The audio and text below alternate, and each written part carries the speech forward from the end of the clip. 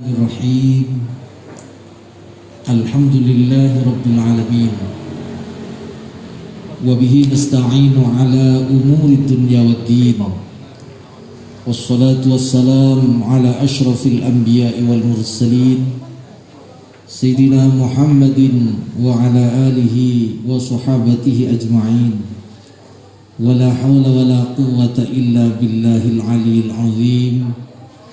Amma ba'du. Yang saya hormati keluarga besar Bapak Nimo dari Bekasi, yang saya hormati keluarga besar Bapak Hardianto dari Pakis, beserta sanak kerabat dan handai tolan yang hadir pada kesempatan pagi hari ini. Yang paling sangat berbahagia pada pagi hari ini adalah yang mulia guru saya, yaitu Al-Ustadz Dr. Dian Berkah MHI beserta istri tercintanya Mbak Rizky Ayu Alfani SAK. Yang saya hormati Bapak Farid dan Bapak Didi serta teman-teman BFF semuanya. Pada kesempatan yang sangat berbahagia ini, marilah kita memanjatkan syukur kehadirat Allah Subhanahu wa taala atas karunia nikmat yang telah Allah berikan kepada kita sekalian, terutama kepada kedua belah pihak dari kedua mempelai. Semoga dan mudah-mudahan syukur kita inilah menjadi penyebab semakin ditambahnya nikmat oleh Allah Subhanahu wa taala, sesuai janji Allah, la in syakartum la azidannakum wa la in kafartum inna adzabi lasyadid. Jika kita pandai bersyukur akan nikmat yang telah Allah berikan kepada kita, Allah akan menambah nikmat itu dengan tambahan nikmat yang berlipat ganda. Amin Allahumma amin. Salawat dan salam marilah kita aturkan pada baginda Rasulullah Muhammad sallallahu alaihi wasallam, di mana salah satu syariat beliau yaitu syariatun nikah tadi telah kita saksikan bersama dilaksanakan oleh Bapak Dr. Dian Berkah MHI. Kita saksikan bersama akad nikah beliau dengan pasangan tercintanya yaitu Mbak Ayu Alfani. Mudah-mudahan kita dan semua yang hadir pada kesempatan pagi hari ini dianggap umat Rasulullah sallallahu alaihi wasallam, dan kita nanti mendapat syafaatul uzmanya fi yaumil qiyamah. Amin Allahumma amin. Ibu bapak sekalian yang saya hormati, kita yang hadir sangat bahagia. Bapak Farid sangat bahagia, bahkan Bapak Farid sangat senang sekali. Pak Didi juga demikian, apalagi kedua beliau yang sedang bersanding ini sangat berbahagia. Ibu sekalian yang saya hormati, kita hanya bisa mendoakan kedua mempelai. Semoga dan mudah-mudahan perkawinan dan pernikahannya inilah senantiasa menjadi suatu perkawinan yang dapat membanggakan baginda kita Nabi Muhammad SAW, di mana Nabi pernah mensinyalir dalam sebuah hadisnya, tanakahu tanasal, tanakahu saling berkawin dan bernikahlah kalian, tanasalu saling perbanyak keturunan di antara kalian. Fa ini karena sesungguhnya aku, kata baginda Rasul, mubahin, bangga bikum dengan jumlah kalian yang banyak dan anak dan keturunannya, al umamah di depan umat-umat terdahulu nanti yaumal qiyamah, di hari kiamat. Dari hadis ini kalau kita tarik benang merah adalah fa inni mubahin bikumul umamah, aku bangga, kata Rasulullah, jika ada seseorang berkawin dan bernikah sesuai ajaran syariat, apalagi yang mulia Al-Ustadz Dr. Dian Berkah, dari segi agama sudah benar, dari segi administrasi pemerintah luar biasa, syarat-syaratnya sudah tidak tertinggal sedikit pun. Ini menandakan perkawinan yang sedemikian inilah akan membanggakan baginda Rasulullah Sallallahu Alaihi Wasallam. Ini yang penting. Kalau kita menjadi seseorang keluarga yang membanggakan baginda Rasul, Insya Allah perkawinannya kalau sudah membanggakan baginda Rasul, anak yang nanti dilahirkan dari kedua mempelai ini akan menjadi anak solih solihah. Amin Allahumma amin. Dan inilah yang memang dibanggakan oleh baginda Rasulullah Sallallahu Alaihi Wasallam. Ibu bangsa yang saya hormati, saya yakin perkawinan yang sudah membanggakan baginda Rasul, maka perkawinannya ini akan membuahkan suatu keberkahan yang luar biasa. Makanya pantas kita sanjungkan doa, kita mohonkan doa kepada Allah Subhanahu wa taala dengan doa barakallahu lakuma wa baraka alaikuma wa jama bainakuma fi khairin. Amin Allahumma amin. Ibu sekalian yang saya hormati, perkawinan yang sudah mendapatkan keberkahan dari Allah Subhanahu wa taala, insya Allah perkawinannya akan sesuai dan rumah tangga yang dibinanya sesuai dengan apa yang dijanjikan oleh baginda Rasulullah Sallallahu Alaihi Wasallam. Keluarganya bagaikan surga. Maka Nabi mengatakan, baiti jannati, rumah tanggaku tak ubahnya surga bagiku. Allah lebih tegas lagi menyampaikan dalam Al-Quran seperti yang dibacakan ayat-ayat Al-Quran oleh seorang qari dari ulama tarjih tadi. Wa min ayatihi an khalaqalakum min anfusikum azwaja litaskunu ilaiha wa ja'ala bainakum mawaddatan wa rahmah inna fi dzalika laayatin liqaumin yatafakkarun. Wa min ayatihi, dari sebagian tanda-tanda keagungan dan kebesaran Allah Subhanahu wa taala, an khalaqalakum min anfusikum azwaja, bahwa Allah menciptakan pasangan kalian dari sejenis kalian. Alhamdulillah, Dr. Dian Berkah bersama Mbak Ayu Alfani ini adalah satu jenis sesama manusia. Ini suatu tanda. Tujuannya apa kata Allah? Litaskunu ilaiha, agar meraih suatu ketentraman batin. Ini penting. Litaskunu ilaihi, agar meraih ketentraman batin. Insya Allah setelah di akad nikah ini, insya Allah Pak Farid, beliau akan lebih tentram, damai, senang sekali. Makanya doakan Pak Farid juga demikian. Amin Allahumma amin. Selanjutnya adalah sakinah. Ini penting, karena dengan sakinah inilah keluarga itu terasa bagaikan surga di dalamnya. Ini Pak Farid yang jelas, lebih senang, lebih happy dan seterusnya dengan keberkahan yang telah Allah berikan, karena tadi perkawinan dan pernikahannya membanggakan baginda Rasulullah Sallallahu Alaihi Wasallam. Kalau kita ingat sejarah yang pernah ditulis ini oleh Imam As-Sawi dalam tafsir As-Sawinya, Nabi Adam alaihissalam, ini kita cerita ingat beberapa abad, karena belum diciptakannya seorang ibu Hawa, hanya diciptakan seorang Nabi Adam yang diciptakan oleh Allah min tin, dari tanah liat. Allah tempatkan Nabi Adam ini di surga Allah. Kita tahu bahwa surga itu adalah suatu tempat yang mala ainun ra'at. Belum pernah kenikmatan, kehebatannya di surga itu belum pernah kita lihat oleh pelopak mata kita, dari indah dan hebatnya.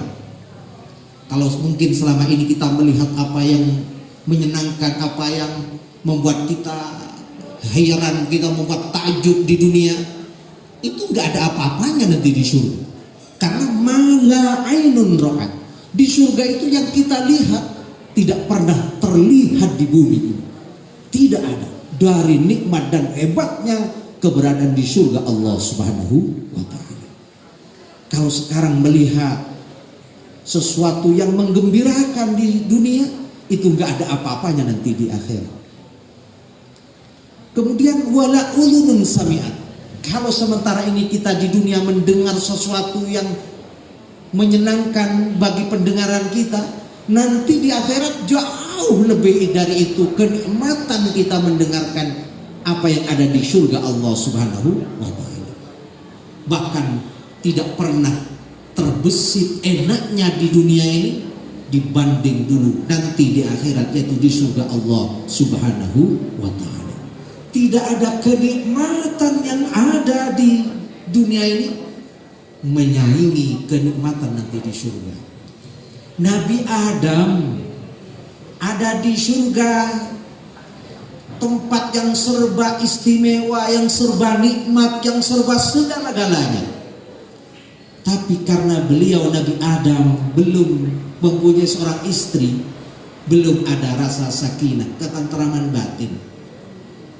Jadi Pak Farid, kalau punya istri agak jauh itu biasanya kurang tentram. Nabi Adam di surga aja, di surga saja Nabi Adam kurang apa? Kurang apa di surga? Coba.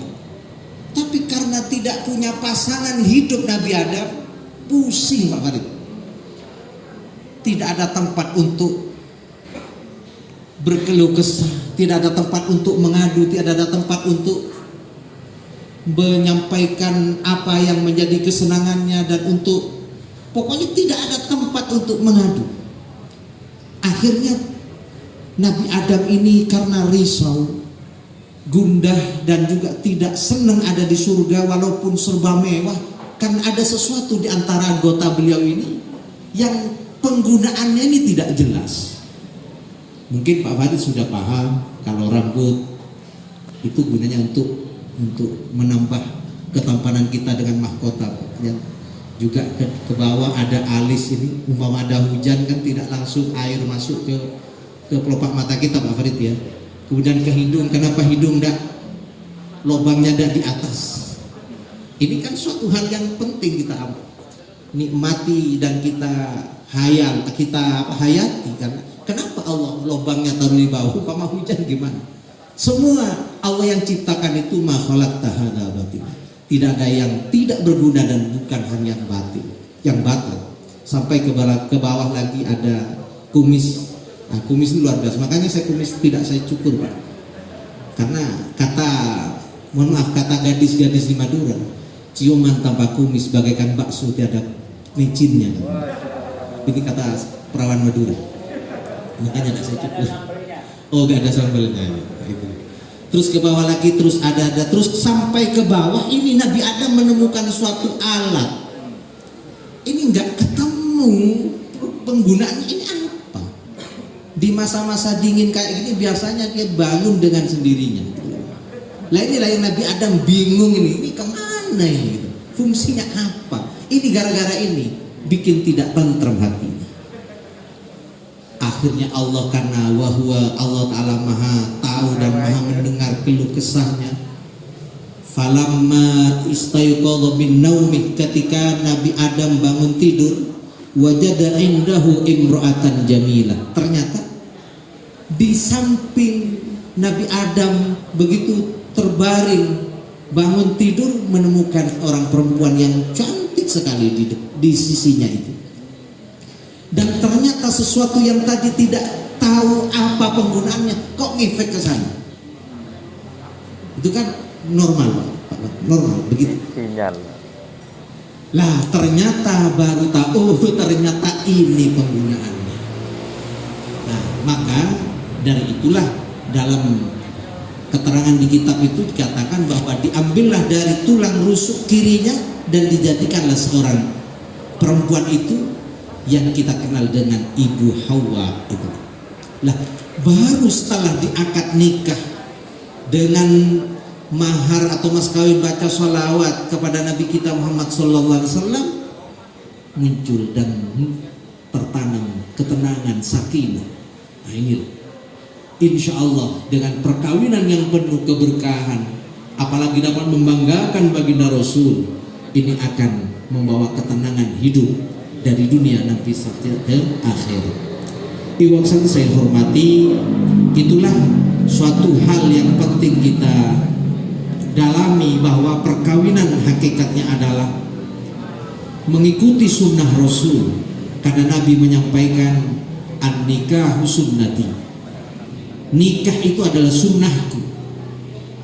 Yang di sini bukan sunnah seperti halnya kita sholat sunat duha, sholat sunat tahajud, tidak seperti itu. Kalau di hadis dikatakan bahwa sunnati aiman haju hayati, bahwa gaya hidupku, cara dan pola hidupku adalah berkawin dan bernikah. Tidak seperti halnya, mohon maaf, agama lain yang tidak menganjurkan selaku pemuka agama dia sendirian kemudian tidak bernikah, tidak berkawin, tidak seperti itu. Tapi aku berkawin dan bernikah. Ini sunnati maksudnya. Faman raghiba an sunnati, barang siapa yang benci dan tidak senang dengan sunnahku ini, maka fala yasamini, berarti bukan golonganku. Jadi yang sampai saat ini mas yang belum kawin ini, berarti selama ini belum kawin, masih belum dianggap golonganku, kata Rasulullah SAW. Makanya kalau serius dengan teman, ya temannya Mbak Fani yang di kantor mama, segera itu, jangan digagalkan, lanjut aja itu tadi. Kita kan satu kantor mas, ACC pimpinan sudah ACC pimpinan. Mohon maaf kalau beneran, ini cuma asumsi aja saya, asumsi. Kalau memang beneran, ya alhamdulillah. Lah, karena selama ini kalau ingin jadi minni dari golonganku, kata Rasulullah, segeralah kawin. Apalagi usianya sudah sampai lebih dari 25 tahun. Lebih ya mas? Umur berapa mas? Oh masih 25, ya itu sudah waktunya mas. Nabi umur 25 tahun. Bahkan Sayyidina Ali 21 tahun sudah berkawin dan bernikah. Makanya tidak perlu menunda lagi waktunya. Mumpung ini bulan baik, monggo. Nah, disinilah pentingnya kita untuk melangsungkan perkawinan. Dan apa sebenarnya perkawinan dan pernikahan ini?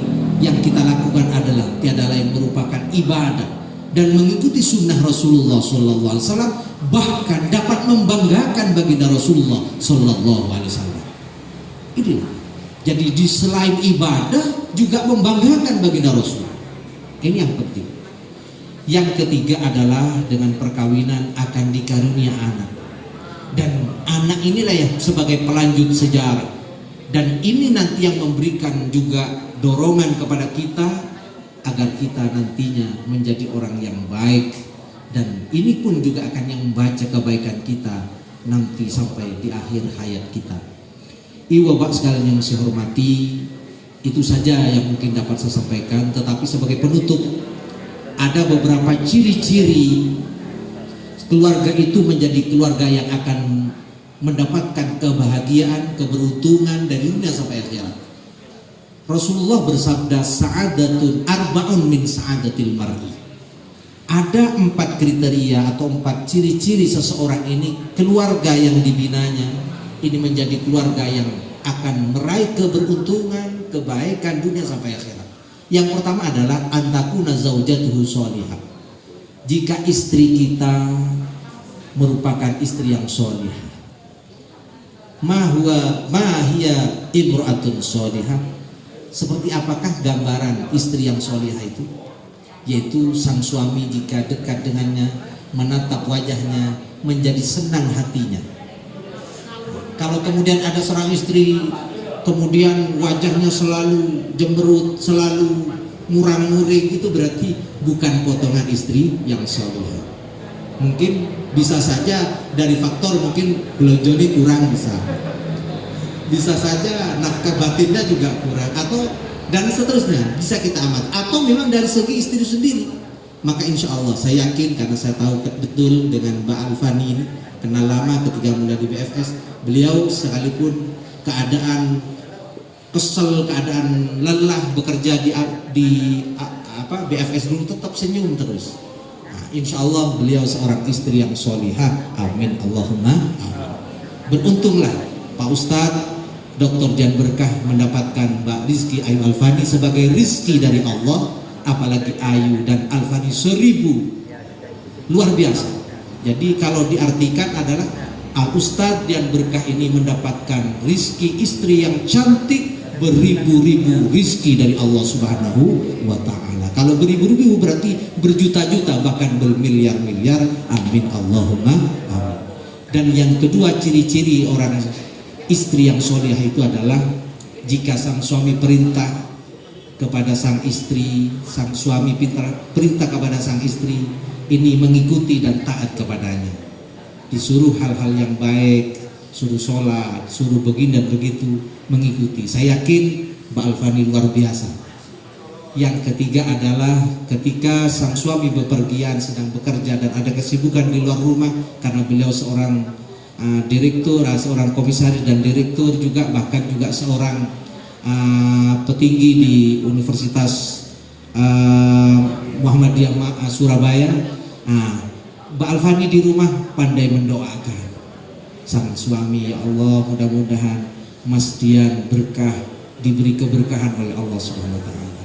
Makanya Mbak Alfani sangat beruntung, sekalipun bagaimana Mbak Alfani tetap dapat barokah.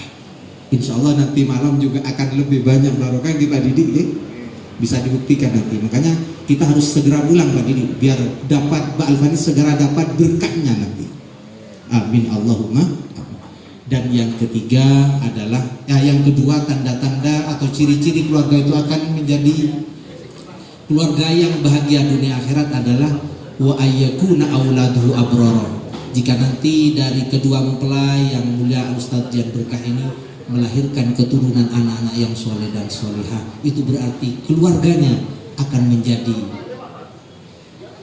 ciri-ciri keluarga yang bahagia dunia akhirat. Dan yang ketiga adalah ayyakuna rizquhu fi baladi, rizkinya dimudahkan, tidak terlalu jauh kemana-mana, rizkinya selalu ada dan selalu barokah. Dan yang ketiga, yang keempat adalah ayyakuna khulata'uhu sholihin, pergaulannya dengan orang yang baik. Alhamdulillah Al Ustadz Dian Berkah ini selalu aktif di pendidikan, aktif di di hal-hal terkait syariah, dan berjuang dan gigih dalam memperjuangkan memerangi riba, memerangi macam-macam gharar dan seterusnya dalam perekonomian. Banyak berkontribusi di bidang syariah. Untuk itu saya yakin beliau ini adalah sosok pemimpin yang layak menjadikan suatu contoh bagi kita. Beliau adalah contoh bagi kita semua, dan keluarga yang dibinanya akan menjadi keluarga yang sakinah, mawaddatan warahmah. Amin Allahumma amin. Tidak lengkap kalau tidak berdoa untuk beliau dan kita semua. Mudah-mudahan kedua mempelai oleh Allah Subhanahu wa taala dijadikan jodoh yang selamat dunia sampai akhirat, dan dikarunia anak keturunan yang soleh dan solehah, keluarganya sakinah mawaddatan warahmah, dan kita yang hadir juga mendapatkan berkah dari Allah dan mendapatkan syafaat dari Rasulullah sallallahu alaihi wasallam. Al-Fatihah. A'udzubillahi minasyaitonir rajim. Bismillahirrahmanirrahim. Alhamdulillahirabbil alamin. Arrahmanir rahim. Maliki yaumiddin. Iyyaka na'budu wa iyyaka nasta'in. Ihdinas siratal mustaqim, siratal ladzina an'amta 'alaihim ghairil maghdubi 'alaihim waladdallin. Amin. Bismillahirrahmanirrahim.